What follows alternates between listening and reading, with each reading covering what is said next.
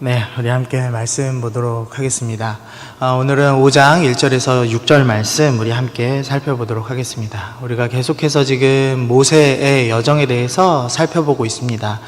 모세는 애굽의 히브리인이었지만 애굽의 왕자로서 부름받아서 죄송한데 PPT 화면을 이렇게 띄워주지 마시고요. 자막으로 띄워주시면 감사하겠습니다. 네, PPT에선 빼주시면 감사하겠습니다.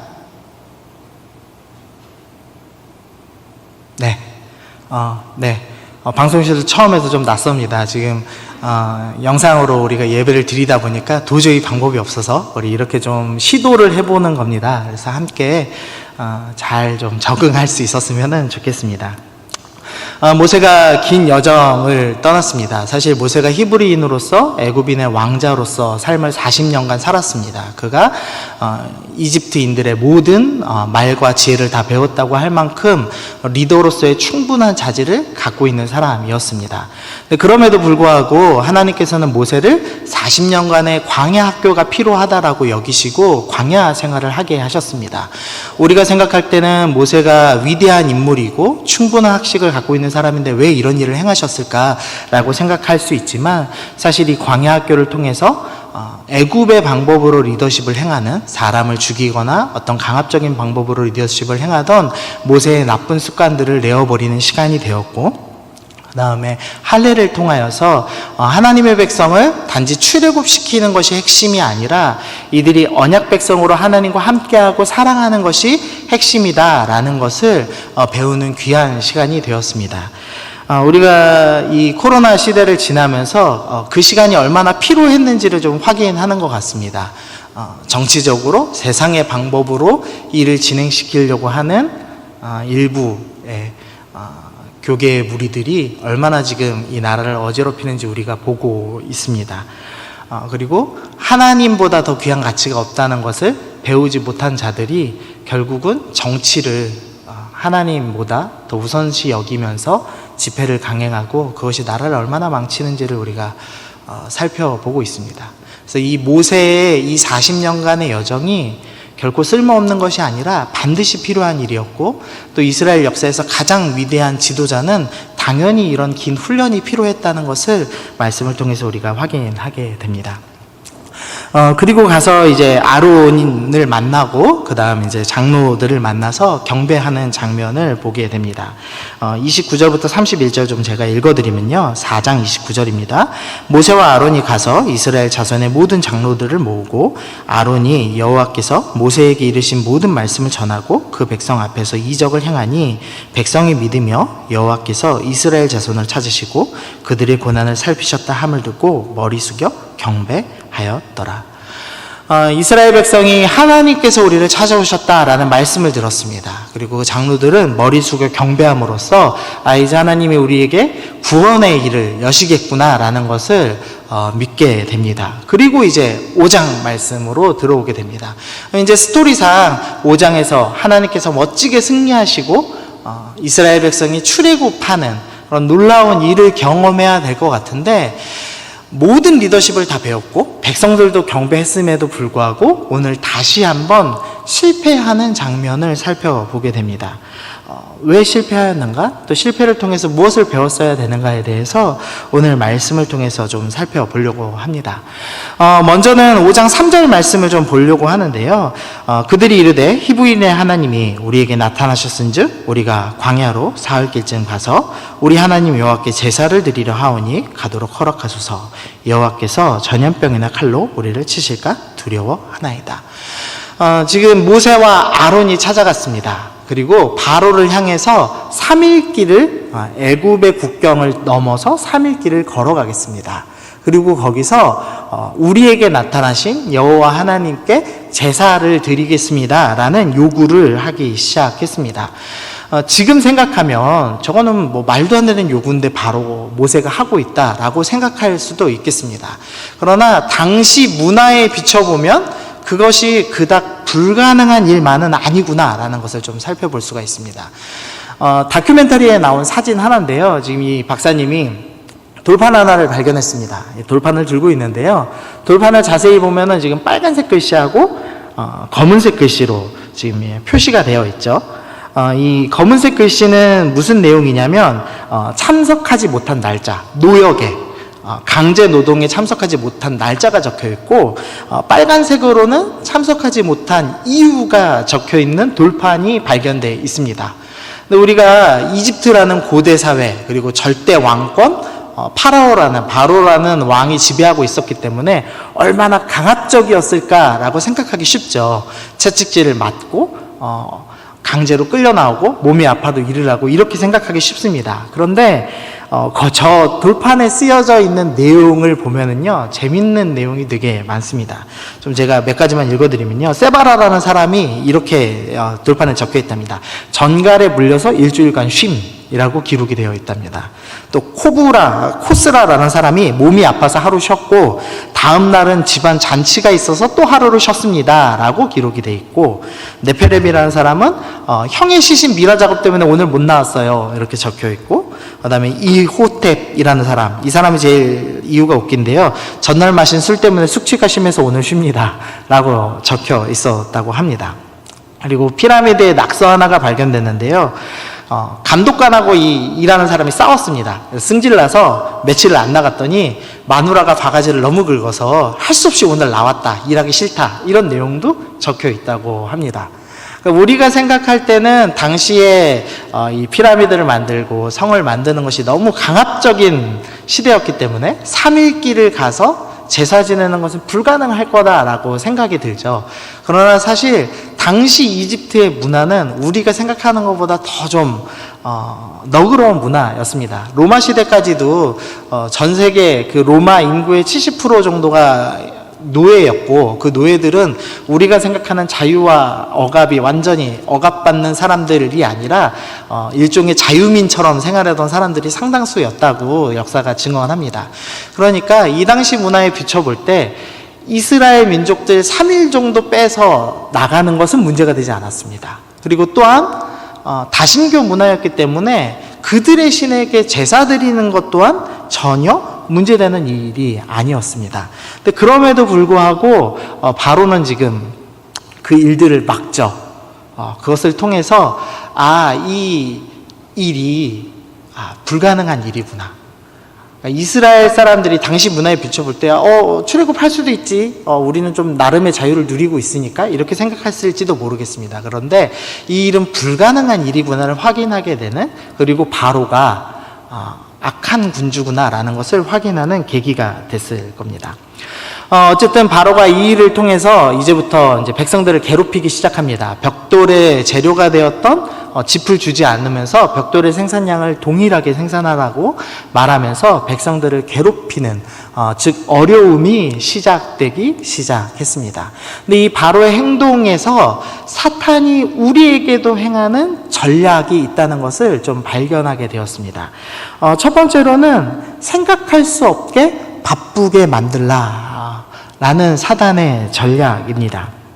진리를 듣고도 무언가 생각할 수 없게 바쁘게 만들라. 사단이 우리한테 행하는 중요한 전략이 있는데 바쁘게 만듭니다. 그래서 진리를 생각하고 우리의 삶을 변화하는 것으로 나가지 못하도록, 생각하지 못하도록 차단을 합니다. 근데 바쁜 것이 꼭 일로만 바쁜 것이 아니라 관계적인 문제로서 바쁘기도 하고, 때로는 게임하거나 나의 잘못된 습관으로 바쁘기도 하고, 어쨌든 이 바쁜 것들로 인하여서 우리가 진리를 향해 나아가고 생각하는 것들을 빼앗습니다.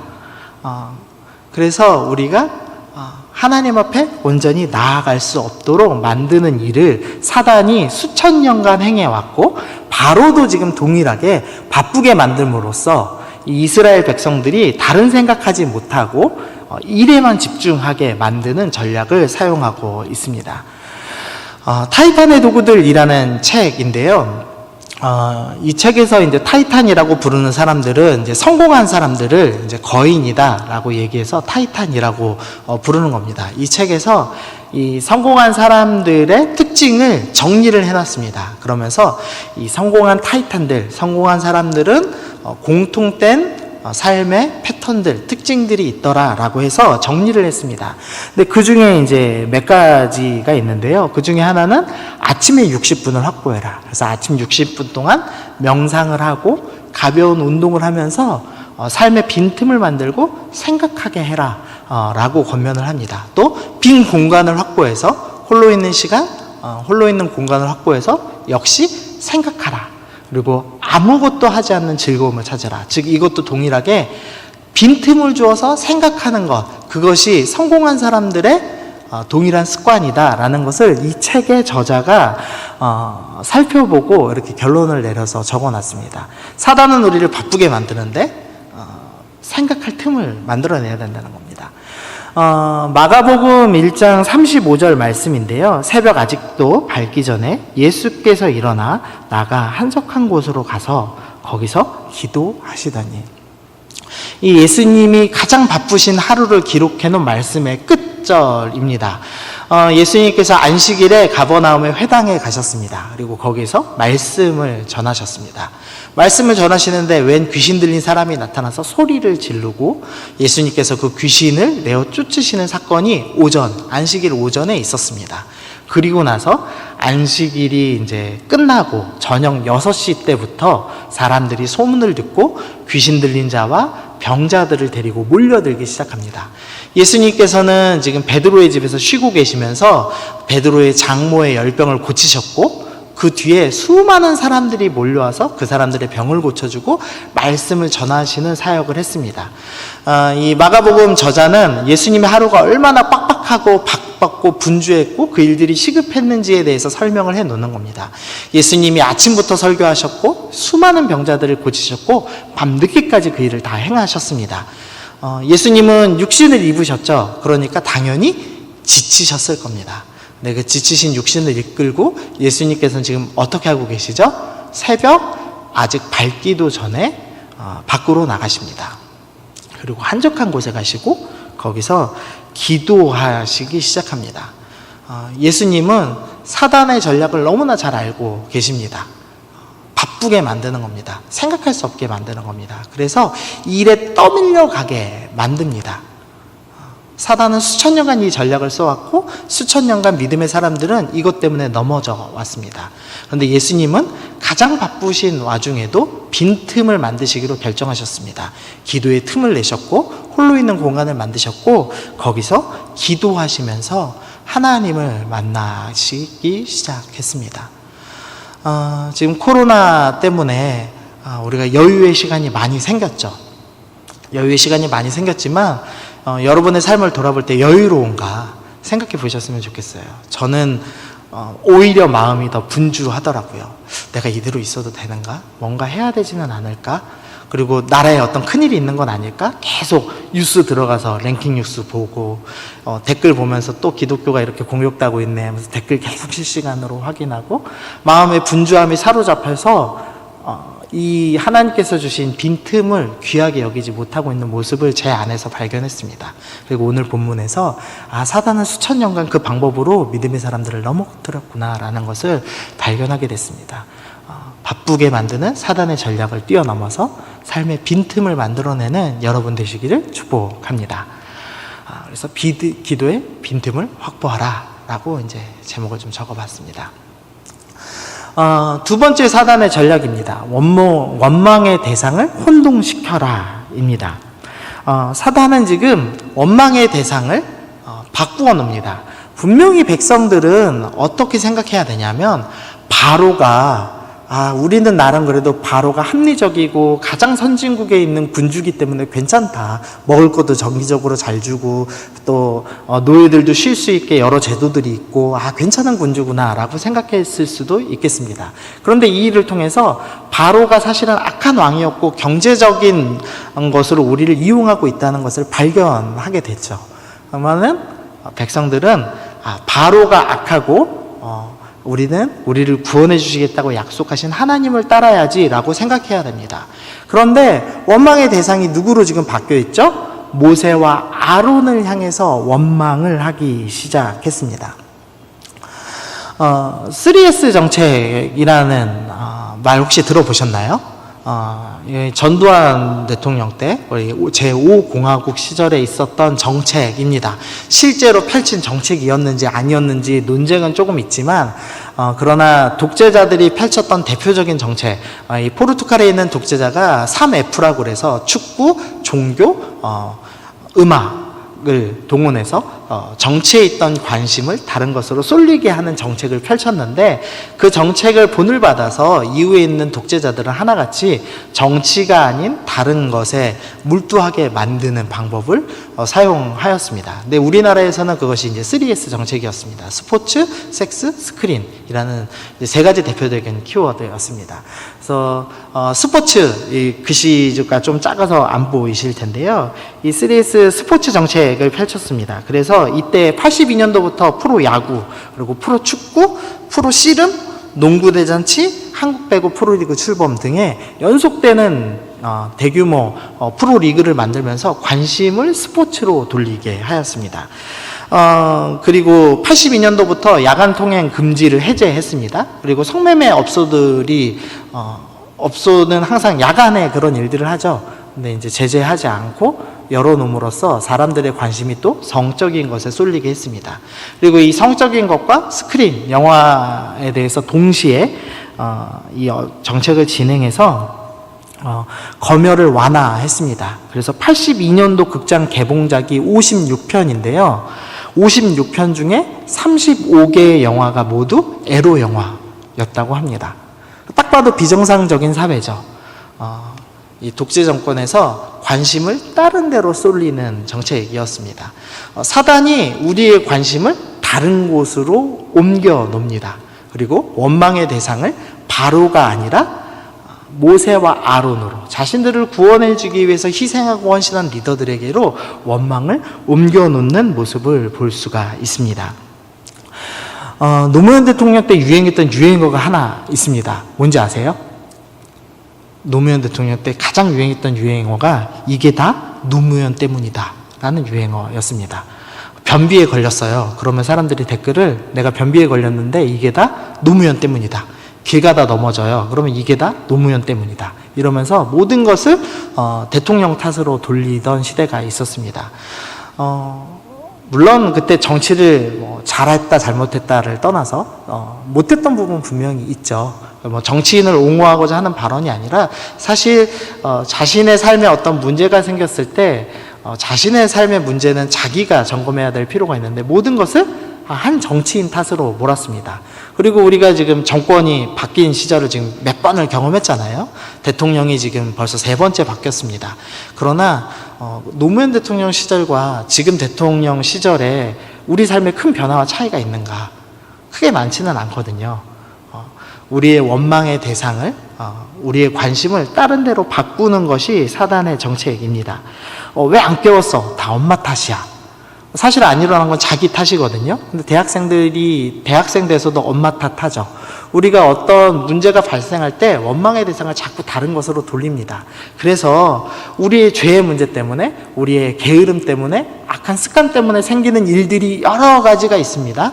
우리의 잘못된 신앙 문제 때문에 생기는 일들도 있습니다. 그런데 그것을 다 하나님 탓이야, 다른 사람 탓이야, 누구 탓이야 하면서 원망의 대상을 바꾸는 전략을 사단이 사용해 왔습니다. 그리고 우리도 그것에 노출되어 있습니다. 지금 백성들은 아까 처음에 하나님께서 우리를 구원하신다는 모세의 말씀을 들었습니다. 그리고 나서 무슨 행동을 했냐면 경배하였습니다. 하나님이 우리를 구원해 주시는구나, 하나님을 예배하였습니다. 그러나 바로의 전략에 의해서 그 경배의 마음이 뭘로 옮겨갔죠? 원망의 마음으로 옮겨간 것을 확인하게 됩니다. 경배가 원망으로 결말을 맺었습니다. 사단은 우리에게 늘 이 원망의 마음으로 관심의 대상을 다른 것으로 몰아가고 다른 것에 집중하게 만드는 전략을 수천 년간 사용해 왔고 지금도 사용하고 있습니다. 백성들이 이런 어려움을 겪었습니다. 그리고 나서 백성들이 이제 반응을 하기 시작합니다. 15절 말씀 보시면, 이스라엘의 자손의 기록원들이 가서 바로에게 호소하여 이르되, 왕은 어찌하여 당신의 종들에게 이같이 하시나이까? 백성들은 지금 어려움을 겪었습니다. 그리고 그 어려움이 있을 때 어떻게 하냐면 바로를 찾아가기 시작했습니다. 근데 지금 모세는 누구를 찾아가기 시작하죠? 모세는 하나님을 찾아가기 시작했습니다. 우리 오늘 본문 말씀 우리 좀 읽어볼까요? 우리 본문 말씀 22절 우리 같이 읽어보겠습니다. 시작. 모세가 여호와께 돌아와서 아뢰되 주여 어찌하여 이 백성이 학대를 당하게 하셨나이까? 어찌하여 나를 보내셨나이까? 모세도 지금 어려움을 겪었습니다. 그리고 백성도 어려움을 겪었습니다. 사실 모세가 겪은 아픔이 더 클 겁니다. 왜냐하면 모세는 이 일을 위해서 40년간의 광야 생활을 겪은 사람이었고 또 할례 사건을 통해서 죽을 뻔한 일도 경험을 했습니다. 모세는 정말 많은 것을 희생하고 떨쳐내고 왕자의 모든 자리를 포기하였고 다시 가정에서 누리던 평안과 안락을 다 포기하고 이 자리에 왔는데 나는 이제 배울 것 다 배웠고 할 것 다 했는데도 불구하고 실패하였습니다. 그러니까 모세가 원망하는 게 너무 당연하게 보이죠. 그러나 모세는 원망하지 않고 기도하였고 백성은 바로를 찾아가서 원망하기 시작하였습니다. 제가 이 말씀을 보면서 이런 생각을 했습니다. 어려움을 만나면 주인을 찾아간다라는 진리입니다. 우리가 삶에서 어려운 순간을 만나면 우리는 늘 주인을 찾아갑니다. 그래서 우리가 삶의 어려움을 만나면 어떤 사람은 사람을 찾아갑니다. 권력자를 찾아가고 힘 있는 사람을 찾아가서 돈 있는 사람을 찾아가서 그 사람을 의지하려고 하죠. 어떤 사람은 술을 찾아갑니다. 그래서 술이 진탕이 되도록 마시면서 술을 의지합니다. 어떤 사람은 게임을 의지하고 어떤 사람은 여자를, 남자를 이성을 의지하면서 자신의 주인을 찾아가서 인생을 허비합니다. 그러나 모세는 오늘 똑같이 어려움을 겪었습니다. 심지어 모세는 하나님의 부르심 때문에 어려움을 당한 겁니다. 그런데 모세는 주인이신 하나님을 찾아가는 모습을 오늘 본문에서 보여주고 있습니다. 6장 1절 말씀입니다. 여호와께서 모세에게 이르시되 이제 내가 바로에게 하는 일을 내가 보리라. 강한 손으로 말미암아 바로가 그들을 보내리라. 강한 손으로 말미암아 바로가 그들의 땅에서 쫓아내리라. 모세는 어려운 순간에 주인이신 하나님을 찾아갔습니다. 그리고 하나님께 대답을 듣습니다. 너가 이제부터 하나님의 강한 손을 보게 될 것이다. 모세는 주인이신 하나님을 찾아갔습니다. 그리고 이제부터 행하실 모든 일들이 하나님의 강한 손으로 행하신 일이라는 것을 듣게 되었습니다. 백성들은 그러나 바로를 찾아갔고 경배를 원망으로 바꾸어서 온통 원망을 쏟아냄으로써 시간을 허비하고 있습니다.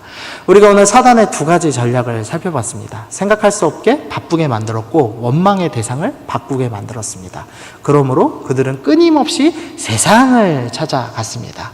하지만 모세는 하나님을 찾아갔고 하나님으로부터 하나님의 강한 손이 행하실 일을 들었습니다. 사단의 전략을 통해서 백성들은 경배가 원망으로 바뀌었습니다. 그러나 모세는 하나님을 찾아감으로써 계속 하나님께 시선을 둘 수 있었고 하나님의 강한 손이 행하실 일을 듣게 되었습니다. 말씀을 이제 마치려고 합니다. 이 말씀을 한 문장으로 제가 이렇게 좀 정리해 봤어요. 원망을 생산하는 공장이 아니라 하나님을 예배하는 성전이 되자. 우리가 코로나 시대를 살고 있습니다.